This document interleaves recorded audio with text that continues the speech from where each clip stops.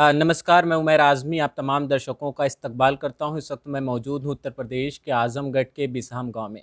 आज हमारे साथ मौजूद हैं मोहम्मद उमर साहब, जो कि समाज सेवी भी हैं और सियासी शऊर भी रखते हैं। आइए उनसे बातचीत करते हैं मौजूदा हालात को लेकर भी और आज़मगढ़ में जो उपचुनाव होना है उस उपचुनाव को लेकर भी। सबसे पहले बहुत बहुत इस्तकबाल है उमर साहब आपका। क्यों? जी। तो सबसे पहले तो हमारा ये सवाल है, आप लखनऊ से आजमगढ़ आए और यहाँ पे उपचुनाव भी आजमगढ़ में होना है। समाजवादी पार्टी ने धर्मेंद्र यादव जी को उतारा, बीजेपी ने दिनेश लाल यादव जी को और बीएसपी से गुड्डू जमाली साहब कैंडिडेट हैं। तो तीनों कैंडिडेट में आपसे सबसे बेटर आपको कौन लगता है? ये सवाल मैं आप ही को आपका सवाल आप ही से पूछ लेता हूँ। जैसे 3 रेस्टोरेंट है फॉर एग्जांपल, एक रेस्टोरेंट माना जाता है उनके ख़याली पुलाव के लिए, वो आप जानते हैं कौन ख़याली पुलाव बनाता है। अच्छे दिन आएँगे, 7 साल से आ रहे हैं, अभी हम भी इंतज़ार कर रहे हैं, देखें दरवाज़ा खुला है शायद आ जाए। और एक है जो अभी हमारे वरिष्ठ नेता आसिम अंकल ने भी बोला था, बिन पानी के लौटा है, जिनका कोई वजूद नहीं है। न एक सीट है उनकी, एमएलए में क्या सांसद बनेंगे। और अपने एसपी की बात करें तो आप देख ही सकते हैं कि अखिलेश यादव जी ने कितना काम किया है, पूर्वांचल किसने बनाया है, मेट्रो किसने बनाया है। और अपना जब अगर बात आ जाए दूसरी पार्टी की, तो आप उँगलियों पे कोई गिन के नहीं बता सकता कि उन्होंने क्या काम किया है। तो ये जवाब मेरा सिंपल है कि एसपी है जो यूपी को आगे लेके जा सकती है, क्योंकि एक साइकिल है जो यूपी की जनता को आगे पहुंचा सकती है। एजुकेशन जो यूपी की जनता को चाहिए वो एसपी ही है जो दे सकती है, और कोई पार्टी नहीं। अब जैसे अगर एसपी ऑप्शन था तो 2022 में क्या वो हालात रहे, क्या वजह रहे कि सरकार नहीं बन पाई? अगर आप जिस हिसाब से कह रहे हैं डेवलपमेंट अगर कोई पार्टी कर सकती है तो समाजवादी पार्टी जी। आपके हिसाब से, जी। तो क्या वजह रही है आपके हिसाब से कि सरकार नहीं आ पाई फिर? मेरे वजह से ये इसमें तो मेरे ख्याल से जो टिकट डिस्ट्रीब्यूशन हुआ है, इसमें थोड़ी-सी दिक्कत आई होगी मेरे ख्याल से, यही वजह हो सकती है। और तो और आप ये भी देख सकते हैं कि पिछली बार से लेके इस बार में सीट में इज़ाफ़ा हुआ है। हुँ, इंशाल्लाह अगले इलेक्शन में आप देखेंगे पूर्ण बहुमत बनेगी, हुँ, ये मैं लिखित दे सकता हूँ। हुँ, और जितने भी हमारे व्यूअर्स हैं, ये भी ये जानते हैं कि अगली बार सपा ही आनी चाहिए, नहीं तो फिर जनता ये इंडिया श्रीलंका बनने में देरी नहीं है इंडिया को। हुँ, श्रीलंका में भी यही हुआ था, हिंदू मुसलमान सब मस्जिद, सब मंदिर, मतलब मंदिर को दिया जा रहा था, जितनी मस्जिद हैं, चर्च हैं, सबको तोड़ फोड़ दिया जा रहा था। इसमें हुँ, जनता का कोई कसूर नहीं था, सिर्फ वहाँ के पॉलिटिशियन का कसूर था। हुँ, इस वजह से श्रीलंका की हाल ऐसी हुई है। हुँ, और इंडिया अगर वापस अपने ट्रैक पे नहीं आई, जैसी चल रही है वैसी सरकार चलती रही, तो इंडिया भी श्रीलंका बन जाएगी, हुँ, ये मैं 100% बोल सकता हूँ। हुँ, तो इस चीज़ के लिए हमें ये पहली चीज़ ये करनी चाहिए कि सरकार जल्द से जल्द बदलनी चाहिए। सरकार। जी। और आजमगढ़ में क्या समाजवादी पार्टी आए? आज़मगढ़ में आएगी, हमेशा से है। अब मुलायम सिंह जी का ये सैफई के बाद आज़मगढ़ ही एक जो जगह है जिनको वो सबसे ज़्यादा मानते हैं। हुँ, अखिलेश जी यहाँ पे सांसद रह चुके हैं, हुँ, अब इंशाल्लाह अब धर्मेंद्र जी यहाँ के सांसद बनेंगे। एक सवाल और उठता है, जी। विपक्ष उमर साहब अपोजिशन जो है ये इल्ज़ाम जी। लगाता है 2014 में मुलायम सिंह जी यहाँ से सांसद रहे, 19 में अखिलेश जी हुए। जी। तो लोगों का ये भी कहना है कि समाजवादी पार्टी परिवारवाद और समाजवादी पार्टी आज़मगढ़ में आई लेकिन कुछ काम वाम भी नहीं हुआ।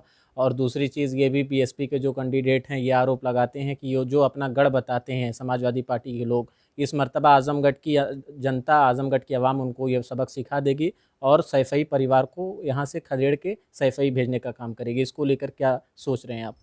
परिवारवाद की अगर बात आती है, अगर परिवार में कोई आदमी कैपेबल होगा तभी तो वो इलेक्शन लड़ेगा, नहीं तो जनता भी इतनी भी कमज़ोर नहीं है दिमागी तौर से कि अगर वो कैंडिडेट ही मजबूत नहीं है तो उनको वोट क्यों देगा। और भी पार्टियां हैं जिसमें परिवारवाद होता है, मैं नाम ले लेता हूँ, मैं कांग्रेस पार्टी। आप उनके उनके परिवारवाद में देख लीजिए, सब परिवार के हैं, लेकिन कोई जीतता है इलेक्शन, सब हार जाते हैं। कोई जगह पंजाब में इतनी बुरी हार हुई। और अखिलेश जी की बात हो रही है, अखिलेश जी, मुलायम सिंह, सब सब जीतते हैं क्योंकि सब में टैलेंट है, सब जनता के बीच में रहने वाले नेता हैं, तो उनको वोट मिलता है। अगर वो कैपेबल नहीं होते हैं तो परिवारवाद आगे बढ़ता ही नहीं। हुँ, हुँ। जी। और बीएसपी के लोग जो ये कह रहे हैं कि अपना गढ़ जो बताते हैं या जी। अवाम यहाँ की सबक सिखा देगी, तो उपचुनाव को लेकर क्या लगता है? क्या वाक़ई समाजवादी पार्टी का खदेड़ा हो सकता है यहाँ से? हाँ, तो 10 सीट मिली है तो पता ही चल ही गया होगा किसको किसने, जनता ने बाहर का रुख दिखाया। 10 सीट में तो सबको जवाब मिल ही गया है, हुँ। उसमें और कुछ बोलना ही नहीं है हमें। अच्छा, जो कानपुर में वायलेंस हुआ, आप भी टीवी वगैरह पे देखते होंगे, लगातार डिबेट चल रही है और नुपुर शर्मा ने जिस तरीके से मोहम्मद साहब पर टिप्पणी की, उसके बाद जो हिंसक माहौल पूरे देश और विदेश में पैदा हुआ, तो इसको लेकर लोग बता रहे हैं कि उपचुनाव में भी इसका असर देखा जा सकता है। उपचुनाव में भी आजमगढ़ और रामपुर की सीट पे इसका असर पड़ेगा, तो क्या लगता है आपके हिसाब से? जी, ज़रूर पड़ेगा और ये सब चीज़ होनी नहीं चाहिए, ऐसी न्यूज़ डिबेट नहीं होनी चाहिए। जैसे आप न्यूज़ डिबेट करते हैं जो एजुकेशनल फ़ील्ड और फ्यूचर को लेके बात होती है और जितनी दूसरी मीडिया हैं, वो सब रिलिजन और जैसे अपने भाई-बहन जैसे रहते हैं भाई, हिंदू भाई, मुस्लिम भाई साथ-साथ में, उस साथ को तोड़ना चाहती है ये मीडिया। तो पहले तो ये जो डिबेट होती है रिलीजियस बेस, इन्हें बैन करना चाहिए। और जो भी इसके खिलाफ जो बोल मतलब जो रिलीजन बेस पे जो डिबेट कर दे, उसको कम से कम 10 साल की सज़ा होनी चाहिए कि वो कोई और ऐसी जुर्रत ना कर पाए किसी भी धर्म के गुरुओं को ऐसा बोलने की। ये इसकी मैं कड़ी निंदा करता हूँ। अच्छा, एक सवाल और जी, आपसे कि जिस तरीके से प्रयागराज में घर तोड़ा गया, अभी आपने देखा जी, बुलडोज़र चलाया जा रहा है लोगों पे, तो लोगों का ये कहना है कि साफ़ तौर पे आज सरकार जो भी अपनी आवाज़ उठाना चाहता है, जबकि फंडामेंटल राइट्स जो लोगों का है, उसे दबाया जा रहा है जी, और लोग जब आवाज़ उठाते हैं, उनके ऊपर बुलडोज़र चलाया जाता है। जी। तो इस चीज़ को या इन सारे मंज़र को आप किस नज़रिए से देखते हैं? जी, सही बात है, बुलडोज़र नहीं चलाना चाहिए क्योंकि ये घर अभी के बने हुए हैं। कितने साल से बने होंगे आप रिकॉर्ड देखिए 20-30 साल पुराने और आप यहाँ की सरकार देख लीजिए यूपी की, क्या सब अपनी भाजपा की सरकार 50 साल बाद बनी है। इससे पहले चीफ मिनिस्टर नहीं थे भाजपा के इधर यूपी में, तब सरकार को नहीं पता था ये घर-वर इल्लीगल है। अब जाके जब सरकार बीजेपी की इतनी बुरी हालत कर दी है लोगों की, लोगों को रोड पे उतरना पड़ रहा है मजबूरन और प्रोटेस्ट कर रहे हैं। और पीसफुल प्रोटेस्ट पे अगर आप पुलिस वालों को भेज देंगे, अपने बल का इस्तेमाल करेंगे, तो लोग अपने बचाव में कुछ नहीं करें, निहत्ते हैं, उन्हें कुछ तो कुछ करना ही पड़ेगा, तो भागते हैं, भगदड़ बचती है। भगदड़ में फिर वो लोग हिंसा करार दे देते हैं। कितनों को बेचारे लोगों को मारा-पीटा गया, आप सोशल मीडिया देखिए, उनके खिलाफ कोई वारंट है, ऐसे ही उठा लिए गए। अरे कानून है, कानून में पहले वारंट लाया जाता है, फिर अरेस्ट किया जाता है। ऐसे किसी को उठा के लेके नहीं जाया जा सकता है। जी। तो इस इन सारी चीज़ों को लेके आपको क्या लगता है कि प्रदेश योगी आदित्यनाथ जी को क्या स्टैंड लेना चाहिए?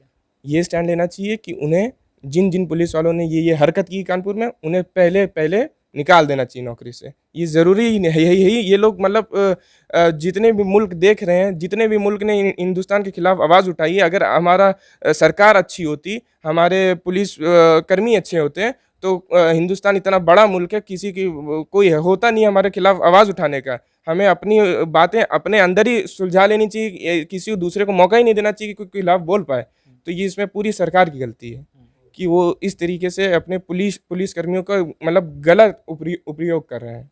जी। अच्छा, आखिरी सवाल आपसे कि जी, आज़मगढ़ जो ये उपचुनाव है, जी। इसको लेकर क्या समाजवादी पार्टी आपके हिसाब से बाजी मार सकती है इस मर्तबा? और कोई है ही नहीं लड़ाई में, और कोई नहीं, मैं सीधा बोल रहा हूँ, और कोई लड़ाई में है नहीं।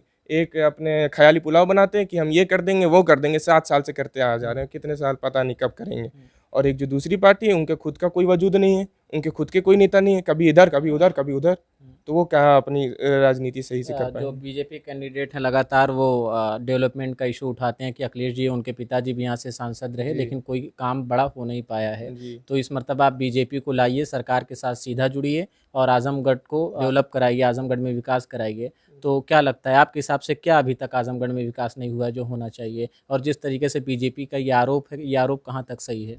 मैं वो हमारे सांसद के बारे में बात कर रहे हैं, हम उनके पीएम के बारे में बात कर रहे हैं। उनके पास तो पूरा हिंदुस्तान है, हिंदुस्तान में उन्होंने क्या किया है?